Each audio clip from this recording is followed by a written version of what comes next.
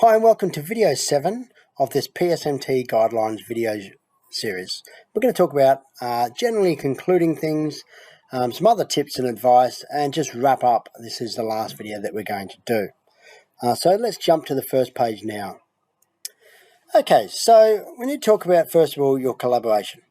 We do expect that you're going to talk to your peers, parents, family about this task, but you just need to make sure that your work is your own, which is why we ask you to submit through Turnitin. So just make sure you're very careful about that and you're not taking information from other people's documents.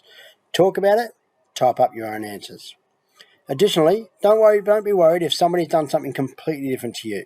Chances are that you've both come up with a way of solving it in a slightly different fashion, and that's pretty normal. You may get the same good marks for very different tasks. Submission of work, just a little bit of information about how this works under the QCAA guidelines and within our school context. During a task, you'll be given 3 deadlines. The first one is 2 weeks into the task, which is checkpoint 1, and it will be a draft. We'll be providing you a draft, and at this stage, those drafts will be a pre-recorded video feedback for you. So you can access those, and we will provide video feedback. Checkpoint 2 is just a submission of work after 3 weeks. That's a 3/4 mark, and this will just be for the teacher reference only, particularly for those students who are a bit concerned about.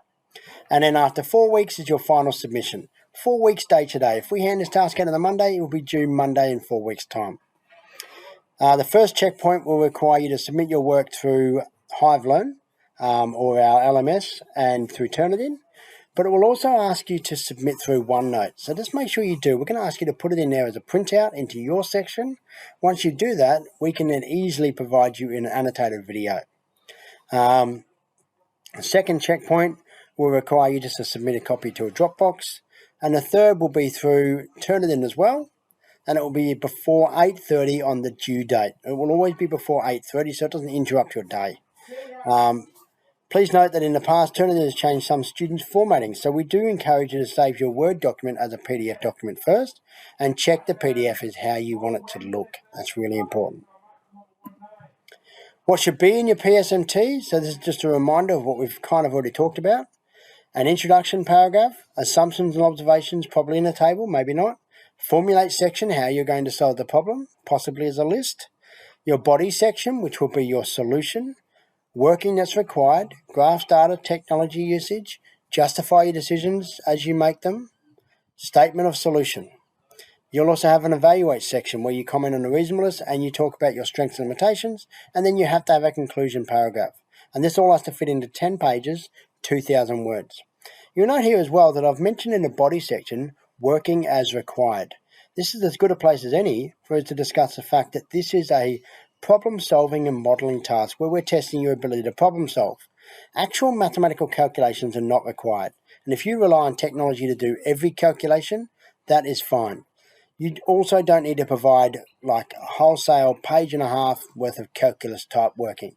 If you want to show an example of how you did something, but then you do it 10 times again, just show working once. But you don't even have to do that. We're not looking for mathematical working, and you can see in the criteria that it's not a requirement. You're not required to produce working on every aspect, so I've just spoken about exactly this.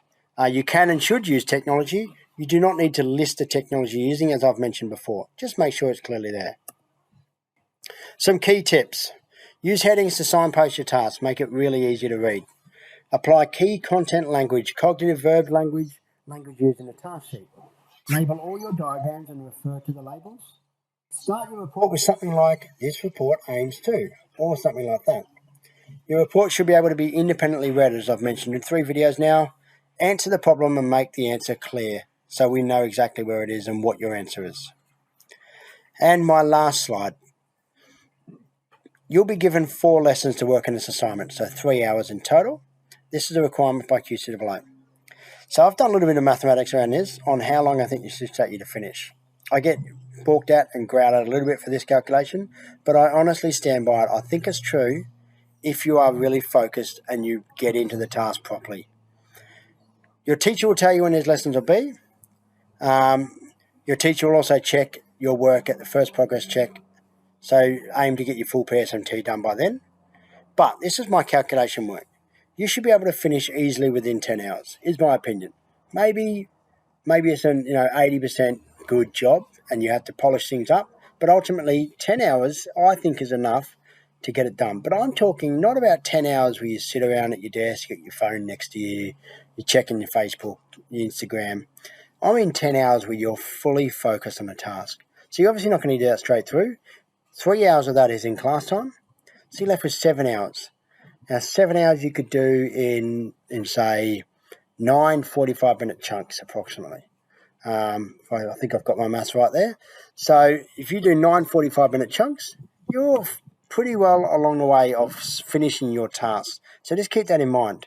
What you will find is the 10-hour problem that most students have is that they spend a lot of time at the start doing nothing. You read the task, you don't know where to start. A lot of your time is just browsing around websites and you get lost in stuff. So you need to make sure that you know where to start. And that's where if you find yourself just sort of doing nothing, and you don't want to waste an hour just doing nothing, that's where you go, I don't know where to start. I don't know how to proceed. I don't know how to do this part of it. Talk to your teacher. Ask the questions as early as possible and talk to your teacher. When it comes to your draft, we strongly encourage you to try and get to about 80% done. And particularly get your solution done so you can get feedback on that. It's really up to you how you go about this, but you're going to have to do the work anyway. You may as well do it in the first 2 weeks and get decent draft feedback, but that's really your choice. And lastly though, your teachers can really assist you. If it's your Year 12 one, Unit 3 PSMT, we are limited in what we can say, so ask. Don't be upset if we say, no, we can't help you with that bit. But with your Year 10 and 11 one, we can help you. Just come and ask the questions and we'll help you as much as we can because we want you to get good at this so you don't need to ask the questions in Year 12. Okay, so that is the end of this video series. I hope it helped and I hope that you can go back to and pick out things as you need them. Thank you.